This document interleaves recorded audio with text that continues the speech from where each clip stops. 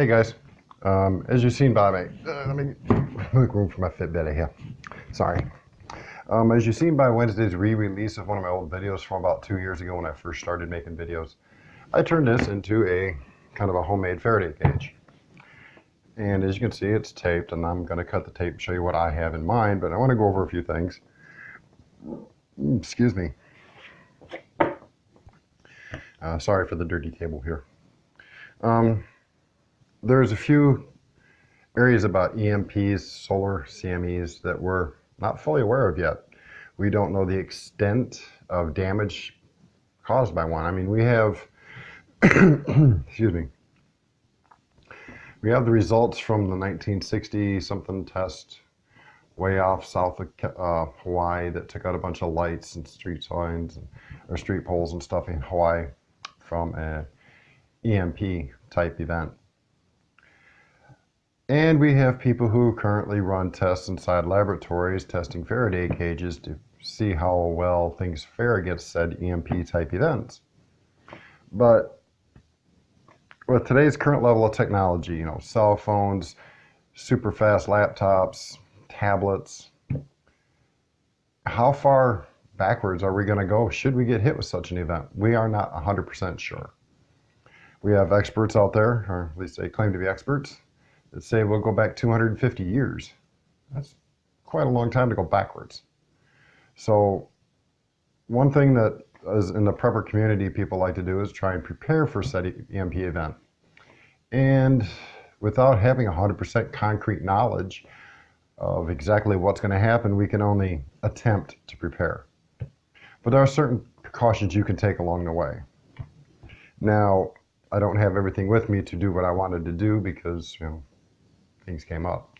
But I'm going to go over how I made this and how I've at least deemed it to be somewhat EMP safe. Now, to figure out whether you're going to be EMP safe or not kind of depends on where you're at. If you're directly underneath the EMP explosion, chances are not much is going to survive electronics wise.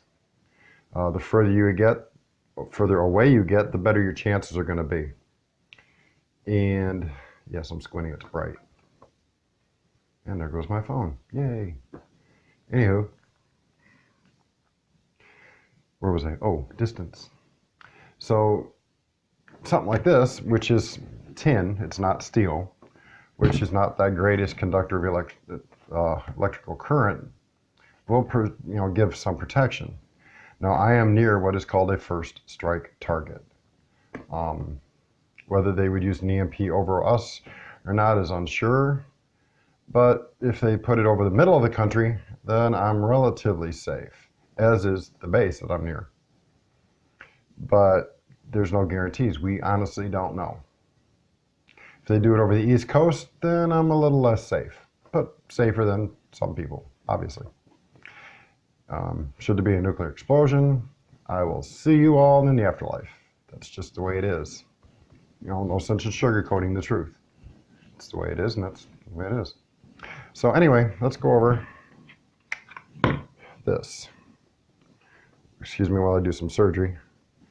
Now,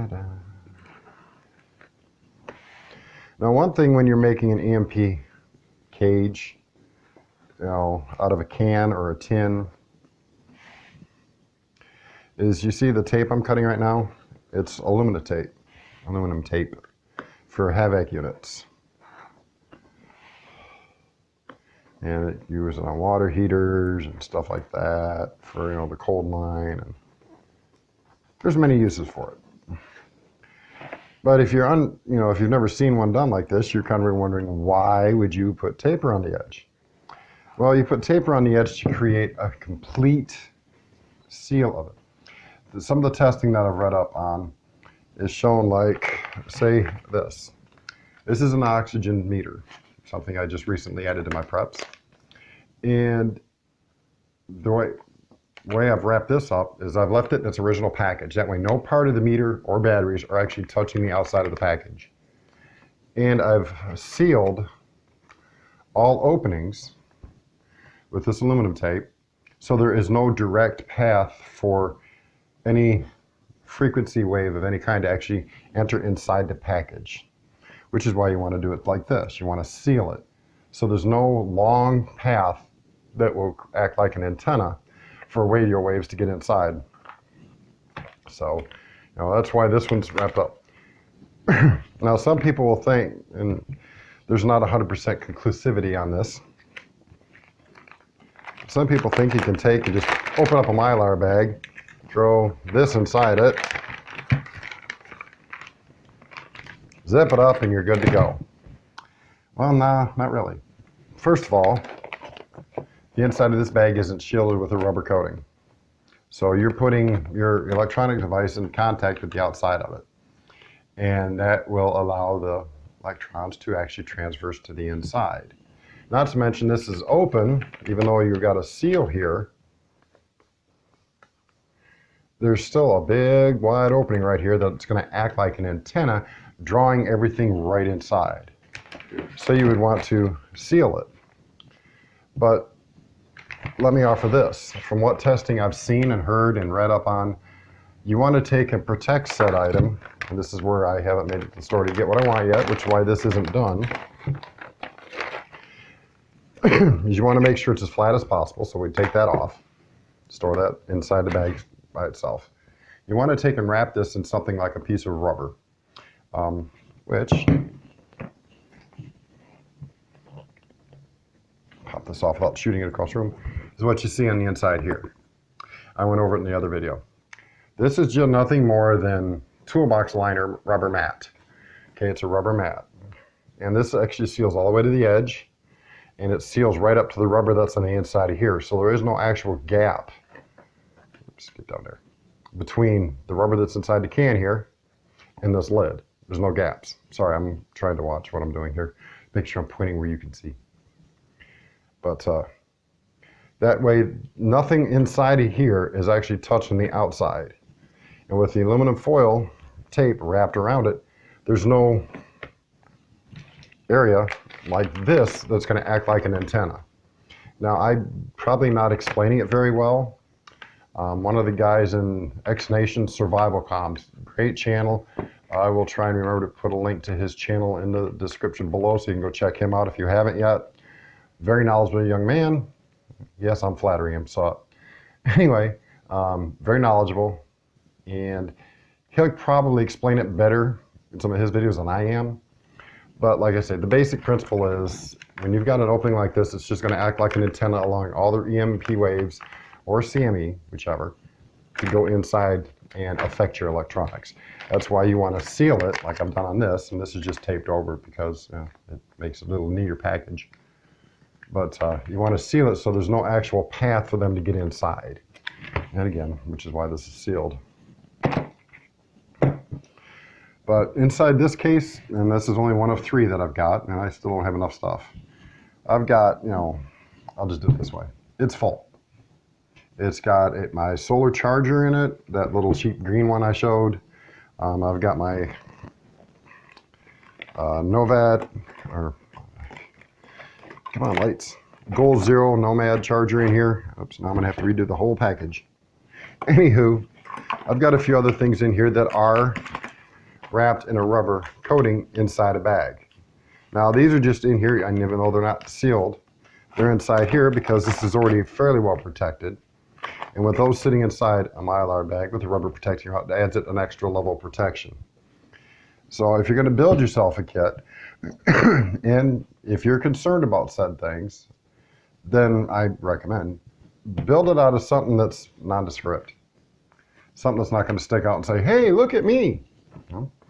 Yes, everybody here's seen it, and if it's sitting out and it's got aluminum tape, this red stuff out, somebody's going to notice it.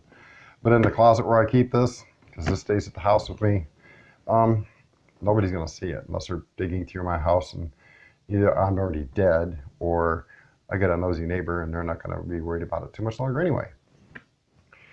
But just kind of a medium little video here to kind of go over some things. Like I say, if you're going to build one, use a rubber mat on the inside. There's only, in my personal opinion, and I'm sure there's others that will either argue or provide benefit proof to otherwise, but there's only 2 things that I would trust to protect electronics. Excuse me. And that's rubber and ceramic. Both great insulators. Why do you think they use ceramic little knobs on electric fencing to keep cows in this pasture? Because it's an excellent insulator. Rubber is also an excellent insulator. So to line something like this with ceramic would be super expensive. Just get toolbox drawer liner mat. That's sufficient. It's a barrier of rubber. I went a step further and I used liquid tape. It's rubber liquid around the edges of this and across the bottoms where there may have been any gaps, and on the side where I put the two pieces of rubber together to create the hole inside. I just used a rubber cement. It's called liquid tape. It's nothing more than paintable liquid rubber to create the final areas for sealing. So if you have any questions, don't hesitate to ask. And like I said, this is the tape I used. Like $3 for a roll of, I don't know, like 30 feet or something like that at Lowe's. If you're going to do things, and let me add one more thing real quick. If you're going to put anything in here that has batteries in it, take the batteries out, leave the batteries with it, but take the batteries out. Even if you're not using it, the batteries will still drain. It's just the nature of the electronics. So pull your batteries out, put them in a package separate or in the same package, and seal it. If you're going to put something like this inside a case, one of these, you're going to go through a lot of tape. I would recommend every 2-3 months at the most, pulling this item out, excuse me, and giving it a charge. Let it drain down a little bit, then recharge it again.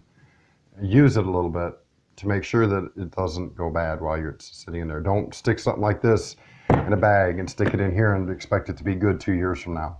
It's just kind of foolish thinking, in my personal opinion. Honestly, if I was going to be worried about an EMP or CME in this area, which I'm not right now, yes, we're in a solar minimum. A lot of people think we're in the grand solar minimum. I don't think we're there quite yet. That's just my opinion. I would keep this sealed, but not inside a case like this. I'll wrap it in rubber, stick it in the bag, and I keep the bag at arm's reach. So every few months, I know I just clip off a small edge here to expose, the bag, get inside, stick it out in the sun for a while, charge up a device or two with it, stick it back out in the sun, then stick it back in the bag and seal it again. That's just me. That's the way I would perceive it and do it. This is a 1 gallon bag, and you could actually fit 2 of these power cells in there. No problem. With the cords and the keychain rings. So, now that's an idea. There you go. Just make sure you keep checking them. But okay, this has been close to 12, 13 minutes now, so it's long enough. I've wasted some time, I'm sure. Okay, I'll quit. Quick overview. Use rubber on the inside, ceramic's too expensive. Seal it with liquid rubber, or liquid tape, to make sure the rubber is actually sealed. Make sure you get a good seal between your edges. Tape it. If it's got batteries, pull the batteries out, leave them with the equipment. Just don't leave them in the equipment. And make sure all your seams are taped with said aluminum tape. That's it. That's all. Until next time. See you later.